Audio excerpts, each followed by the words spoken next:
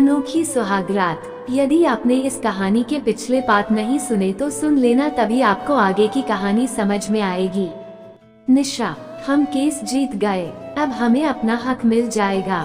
हम जीत गए निशा, हम जीत गए। ... कहते कहते उसने घर पर चारों ओर नजर दौड़ाई। घर का कायापलट हो चुका था। उसने हैरानी से निशा की ओर देखा। निशा ने मुस्कुराकर सिर झुका लिया और मन ही मन बोली, हाँ राजीव, आप जीत गए। अब आपको आपका हक जरूर मिलेगा। आप हाथ मुंह धो लीजिए, मैं खाना लगाती हूँ। वो प्रत्यक्षता बोली, आज इतनी बड़ी खुशी का दिन है, हम साथ खाना खाएंगे। राजीव को कानों पर विश्वास नहीं हुआ। हाँ हाँ, क्यों नहीं, वो प्रसन्नता से बोला। क्या बनाया है आज? उसने पूछा। दाल मखनी और मिस्सी रोटी। निशा मीठी मुस्कुराहट के साथ बोली, खास मेरी पसंद का खाना। राजीव हैरान होता हुआ मंत्रमुग्ध सा वाशबेसिन की ओर मुड़ गया। वो समझ नहीं पा रहा था कि इतने बजे केस में मिली जीत की खुशी मनाए या निशा के बदले व्यवहार की। थोड़ी देर बाद दोनों ड्राइंग रूम के फर्श पर ही बैठकर एक ही थाली में डिनर कर रहे थे। खाना इतना जायकेदार बना था कि राजीव उंगलियां चाटता रह गया था। आज खाने के जायके में एक मंजे हुए कुक के हुनर के साथ साथ अपनी प्रियतमा के मनोहार का तड़का भी साथ था। अजय की आत्मा तक तृप्त हो गई। खाने के बाद निशा ने बर्तन वगैरह हटाए और फिर अजय से बड़े मनोहार भरे स्वर में बोली, मेरा आइसक्रीम खाने का बड़ा दिल कर रहा है। आप क्वालिटी बूथ से कसाटा का पैक मेरे लिए ला दोगे प्लीज? अरे इतनी सी बात, राजीव प्रसन्नता से बोला। उसके लिए यही बहुत था कि निशा ने उसे किसी काम के लिए बोला था। देखो, इस समय तो आइसक्रीम जनकपुरी मोड़ पर ही मिलेगी, आने जाने में कोई आधा घंटा लग जाएगा।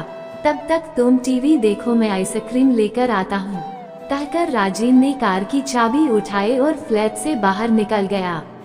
यही तो निशा चाहती थी। उसके जाते ही निशा अपने कमरे में गई, अलमारी खोली और अपनी शादी का जोड़ा निकाल लिया। आज उसे फिर से दुल्हन बनना था। वो खुद का श्रृंगार करने में लग गई।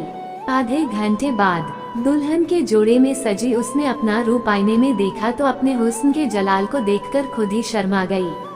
फिर वो उसी पोज में बेड पर बैठ गई जैसे अपनी सुहागरात के समय बैठी थी और विरहनी की तरह अपने पति की प्रतीक्षा करने लगी।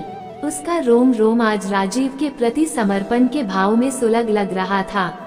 तभी उसे बाहर से राजीव की आवाज सुनाई दी, निशा, निशा, अरे भाई कहाँ हो? आवाज लगाता हुआ वह बेडरूम में आया। वहाँ का नजारा देखते ही थमक कर खड़ा हो गया। उसे अपनी आंखों पर विश्वास नहीं हो रहा था। उसे लगा कि वह कोई सपना देख रहा है। दुल्हन की तरह सजा कमरा और दुल्हन के जोड़े में सजी निशा, सारा मंजर अपनी कहानी खुद कर रहा था। पलंग पर बैठी निशा का रूप अप्सराओं को मात कर रहा था। निशा धीरे से उठी और उसके पास चल कर आई। उसने अजय के हाथों से आइसक्रीम का पैकेट लेकर टेबल पर रख दिया और नजरें नीची किए हुए बोली, मेरे गुनाह की जो सजा आप दोगे मुझे मंजूर है, मगर अपने दिल से मुझे कभी मत निकालना। कहते हुए उसकी कमल जैसी आंखों से दो मोती निकलकर उसके गालों पर लुकाए। राजीव कपित स्वर में बोला, निशा, मैं कहीं सपना तो नहीं देख रहा, तुमने मुझे स्वीकार कर लिया। निशा ने अपनी गोरी बाहें राजीव के गर्दन के गिर्द लपेट दी और भावविह्वल स्वर में बोली, मुझ जैसी बददिमाग लड़की को आपने स्वीकार किया, कभी नफरत की नजर से देखा तक नहीं। ये तो मेरा सौभाग्य है। राजीव, मैं आप जैसे देवता पुरुष के काबिल कहाँ हूँ? राजीव ने आतुर भाव से उसे बाहों में भर लिया। निशा लता की तरह उससे लिपट गई। वक्त जैसे थम गया। कितनी ही देर दोनों यूं ही आलिंगनबद्ध खड़े रहे। फिर निशा ने राजीव के कानों में प्यार भरे स्वप्निल स्वर के साथ कहा, उषा को बेटा हो गया, अब हम भी मम्मी पापा बनेंगे। राजीव भावविभोर स्वर में बोला, हाँ, मगर मुझे बेटी चाहिए, तुम्हारे जैसी नहीं, आप जैसी, मेरे जैसी हुई तो नक्शदी बनेगी। वो हंसते हुए बोली। राजीव भी हंस पड़ा। दोनों ने पलंग की ओर नजर उठाई। निशा ने शर्माकर सिर झुका लिया। राजीव ने उसे अपनी बलिष्ठ बाहों में उठाया और पलंग की ओर बढ़ चला।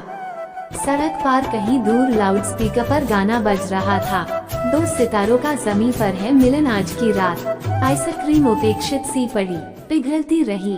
इतना समय गुजर जाने के बाद आज उनकी सुहागरात थी, लेकिन कभी भी राजीव ने निशा का विश्वास नहीं तोड़ा।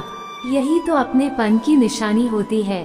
तो दोस्तों, हमें आपसे आशा है कि आपने पूरी कहानी सुनी और समझी होगी, और आप इस कहानी को गलत मत समझना। ये हकीकत है, अपने तो अपने होते हैं। तो इस कहानी को अपने सभी मित्रों को शेयर करें, लाइक और कमेंट करके अपने इस चैनल को भी सब्सक्राइब कर लेना। धन्यवाद।